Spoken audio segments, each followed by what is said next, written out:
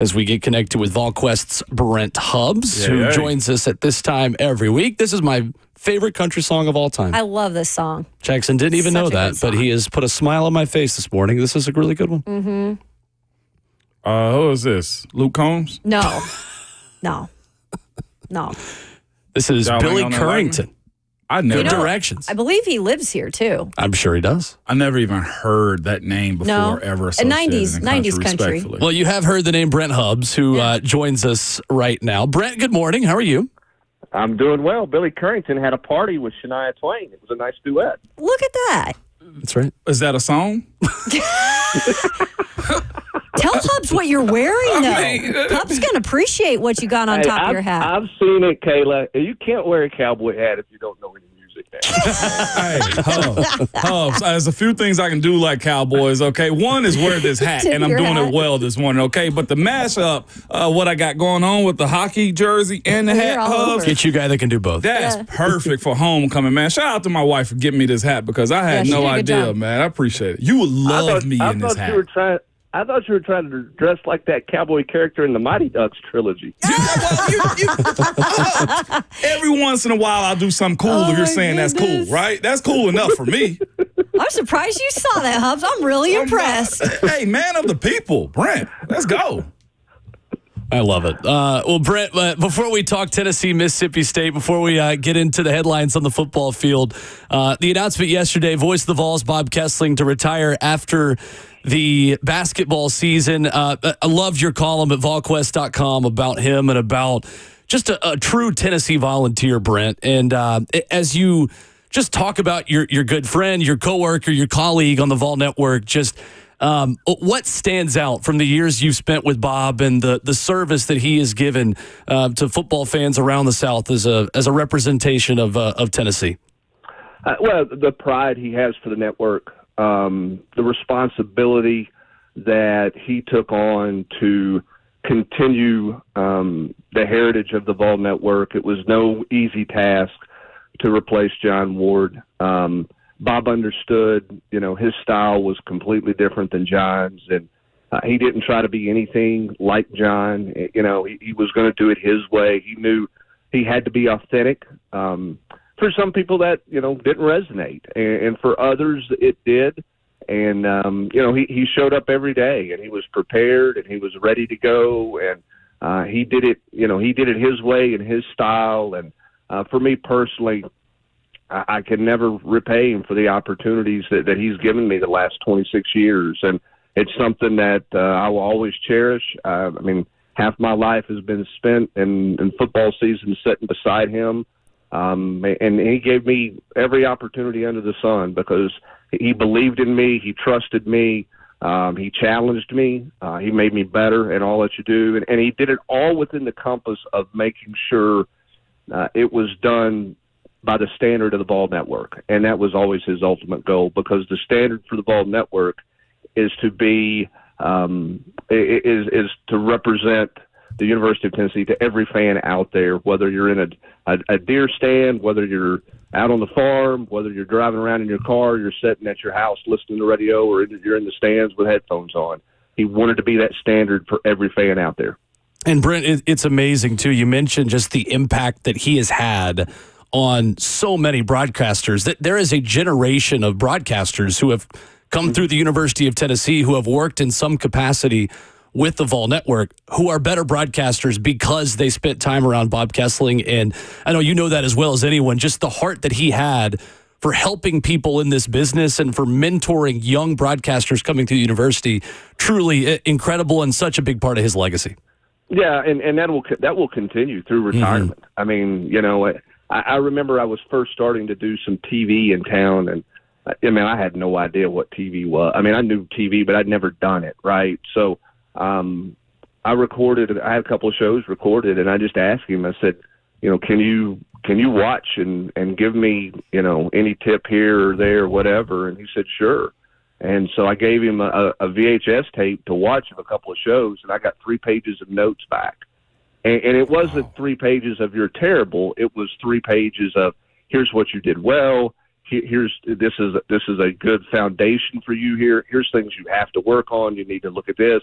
And he gave it back to me and he said, anytime you want me to watch anything else, anytime you want to sit down and talk about it, my door's always open. And he didn't just do that for me. He's done that for people who are doing broadcasting work all around the country. And he is very much a pay-it-forward guy for sure. Man, that's big time right there. Brent Hubbs with us this morning from VolQuest's on 3. As far as Bob Kesling goes, too, man, you recognize the voice. Like, that's, I think, the most interesting thing of whoever is next, right, is you got to get used to the voice and how that goes. And in that search, I'm sure Danny White and the athletic department are going to be insanely particular about who they pick next.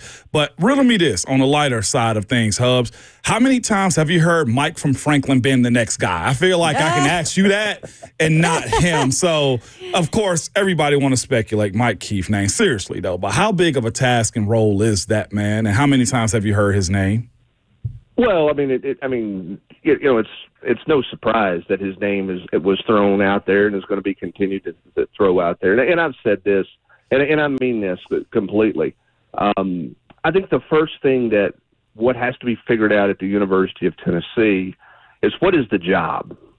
Because 26 years ago when Bob replaced John Ward, the multimedia world was vastly, vastly different than what it is now. So as you're Danny White and you're his team around him that are trying to and include Learfield and the Vol Network in this, and you're trying to project the next few years and the next decade of where this thing is going, what do you think the job is? Where's podcasting involved? Where are YouTube shows? Where are more TV shows? What's the programming element outside of calling games? I think that has to be determined before you ever get into any group of candidates or any of those types of things. Because if it's one way, that might create one set of candidates, and if you're doing it in a different way, it might create a total different set of candidates. So I think the first thing you have to establish and decide upon is, what do you think the job is? What are going to be the responsibilities of that job beyond calling games? What else do you see from a programming standpoint? And then from there, I think you start to go look through a candidate list that's going to have a lot of people on it. Obviously, there are people with Tennessee ties, Mike and Franklin being one of those for sure. But we also know, I mean, Danny White just hired a basketball coach who 2 years ago was coaching Division III basketball. So, I mean, Danny White could be all – I mean, who knows where this thing's going to go. I think the first thing that has to happen, though, is Danny White's got to decide what he wants that job to be. Are they involved in sales? Are they involved in marketing, PR? Are they just broadcasters? What do you want that job to be? That's the answer I'm not real sure of this morning. I will say this. If you are a young broadcaster and you are interested in this job, go back and listen to that segment. Hubbs, you just gave the blueprint on how to interview for the daggum job, okay? Right? Well, I am not a candidate for the job. Okay? I was going to say, Hubbs, I mean. I was over there, do I need to be writing this down for people? Hubbs, you described that perfectly, man. Goodness. On to the game this weekend, though, right? The Vols got Mississippi State, the SEC team for homecoming, Hubbs. How far have we come to be able to have this conversation? You know what I'm saying? Like Alabama, if I'm not mistaken, a few years back had us as a homecoming game going down there. Think about that. Where are we now as a program and how this team looks this upcoming weekend and not take Mississippi State lightly? Well, this is better than the Miami Hurricane Miami homecoming game when the Hurricanes came to Knoxville as the number 1 team in the country. That's a little better than that day was. Yeah. I don't know, why you select homecoming and why you do it this game versus next game and all that other stuff. But the fact of the matter is, this is a matchup where Tennessee obviously is favored. Mississippi State is struggling. They're struggling on defense. They're not struggling on offense. They've done some things on offense. Now, they've got to take care of the football better than they have the last couple of games. They had 5 turnovers against Arkansas. That's why that game was a 33-point Arkansas win, because Arkansas had short fields and everything else. You go back and look, they were competitive at Georgia. They were competitive into the second half against Texas. They have been pretty good offensively, but defensively, they seem a little bit wore down. Looking at their depth chart, getting spot charts ready for this weekend, they're not real deep on the defensive front. They played a lot of snaps. That's why Mississippi State's gone for it 27 times on fourth down this year. I think they're trying to keep that offense on the field, protect the defense that's got its set of challenges. So, what you would like to see if you're Tennessee in this game, homecoming or not, is a fast start, which is something we haven't seen out of Tennessee since Oklahoma when they scored some points. I mean, Tennessee scored 15 points, I think it was, or whatever it was in the first half against Oklahoma, and they've scored 7 the last month. So they've got to be better in the first half. Can you finish drives? I think there was real encouragement with the way Nico played last week. Yeah. Really, you look at the last 6 quarters, Ramon, he's been really good. Can that continue to build, and can enough people around him play better to help him out so that they get in the end zone in the first half? Brent Hubbs of VolQuest's always joining us on Friday at 7:20, and we are doing a little preview of course, Tennessee and Mississippi State this weekend. Let's talk about the defense for a minute, Brent, and it's been so good, so solid throughout the season, but I know they wanted to clean up some things in terms of the communication up front, right, coming into this weekend?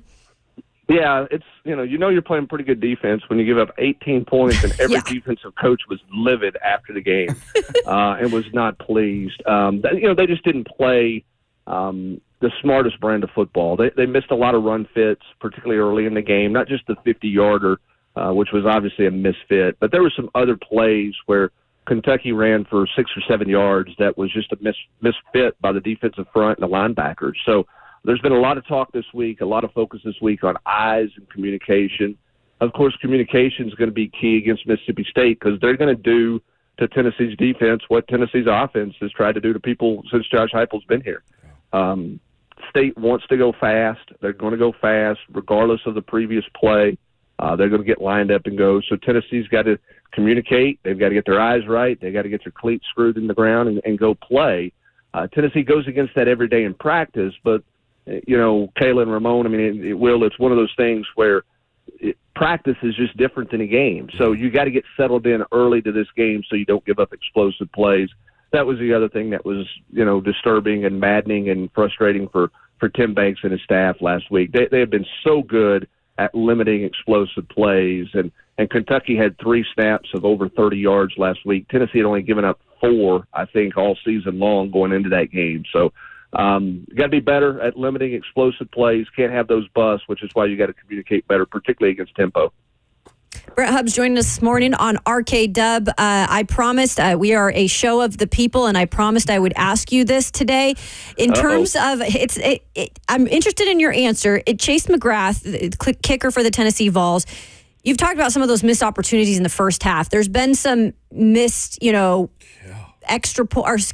goals with him. Mm-hmm. Do you know if he's doing anything different, kind of to try to get that, or is it a mind thing for him at this point? Well, he's trying to go through his, Max Gilbert's trying to go through his regular routine during the practice week. They kickers are interesting. They're kind of like golfers. You got to be careful not to start over tweaking stuff and getting anything. He made 11 of his first 12, but obviously when you miss 5 of 6, you got to really look at everything. So he's broken down film to make sure his steps are right. He's not got a fundamental technique issue. And then you got to go out and execute. And I think he's been solid on the practice field. He was solid last week on the practice field. I watched him in warm-ups a bit last week, and he kicked the ball well in warm-ups, but he obviously did not kick it well in the game. I think there was one kick had a bit of an operational error, and then the other 2 were just misses. And Josh Heupel said, he overcorrected on maybe the second one. The first one was just a yank. It was a bad kick. And you got to get him on track if you're Josh Heupel and you're Tennessee. And because Nico threw that ball to Dante Thornton sidearmed and off platform to move the chains, Josh Heupel wasn't left with an interesting decision last week, because that would have been a 40 to 43-yard field goal somewhere in there. If they'd have tried it, who would he have tried it with? Would he have brought Max Gilbert, who was 0 for 3, back out? Do you bring Tuberville back out? Do you go for it on 4th and 7? They didn't have to make that decision. So Max will go out and kick on tomorrow, and obviously they want to get him going. If he doesn't make his first attempt, if he has one, I'm not sure what Josh Heupel will do there, because that's a tough balance, and it's not the storyline that Tennessee wants to be dealing with in November. You wanted that situation to be completely settled like it was early in the year, so you did not anticipate this coming. But he's analyzed, and they've looked at everything this week to see if there's any glaring error in his technique and tried to correct any mistakes that they found. Yeah, and my bad. I don't know why I was going back to Chase McGrath. Max Gilbert clearly having brain farts this morning. Sorry about that. It is all good. Brent Hubbs of VolQuest's on 3 with us this morning. Brent, when you look at the offense and Squirrel White playing 27 snaps last week, but the tight ends playing so many more snaps, so where is that balance this week between, hey, we obviously want to win the game, we want to assert our will, we want to run the ball effectively, because they could run for almost as much as they want to, maybe in this game the way Mississippi State is, but also still working the kinks out a little bit in the passing game and allowing guys to maybe hit more layups than they have in some of these past weeks? Well, I think the question that you're looking at right now as you get ready for, this game and then what's to come with a trip to Georgia, and then, who knows what happens after that. Obviously, you're going to have a tough game in Nashville against Vanderbilt, and you're trying to be in the playoff. I think the question you're looking at is, what's the best version of this Tennessee offense right now?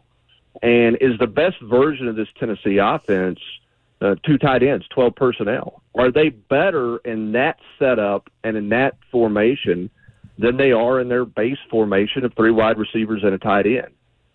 Is Nico more comfortable in the 2 tight end sets? I mean, arguably 2 of his best games, NC State and Kentucky, they were in more 2 tight end sets than they were anything else. So I think that, one, you're trying to evaluate, okay, we got to get better, and we got to get Squirrel White healthy and this, that, and the other. But I think when you look at from an efficiency standpoint, offensively, are you more efficient with 2 tight ends? Now, Kentucky played some balloon coverage behind them or some umbrella coverage, and maybe that opened up some things for the tight ends, much like it did against NC State. But I think you got to look at, are we a better fit right now in 2 tight end stuff than we are in our traditional 3 wide stuff with where they are? I mean, Nimrod's been up and down. Squirrel White's banged up. You don't really have another true slot behind those guys ready right now. On the outside, you want more consistency from Brazel. Dante Thornton is a big play guy or not really mini play guy. And then, where's Mike Matthews, who played over 20 snaps last week? He played more. Brew McCoy is obviously a bell cow. But, I mean, is your security blanket comfort level in the 2 tight end stuff? I think that's what you're trying to figure out right now as you get ready for Georgia, in addition to winning this game tomorrow. He is Brent Hubbs, VolQuest's on 3, Brent_Hubbs, where you find him on Twitter covering Tennessee every single Friday here with us. Brent, we appreciate you, sir. Thank you. All right, thanks. Have a great day, guys. Thanks, Yes, Brent. sir. You too. Brent Hubbs with us, brought to you by Ascend Federal Credit Union, your financial partner for every stage of life. He mentioned Brew McCoy. I tried Brew McCoy's NIL drink when I was in Knoxville earlier this week. You're looking at me sideways. It is a cold brew. Oh, I like that. At my favorite coffee place in Knoxville when I was a student That's there. cool. It is a cold brew with vanilla and orange foam, like orange the fruit, Okay. and it works. That's Really? nice. That's a free shout out I'll also that. give to Cape Brew. I'm just in a giving mood this morning. 615-737-1045 is the number if you would like to get in on the discussion. A big story in the SEC yesterday. Florida keeping Billy Napier. Rival fans of the Gators rejoicing around the Southeast. We'll talk about it next.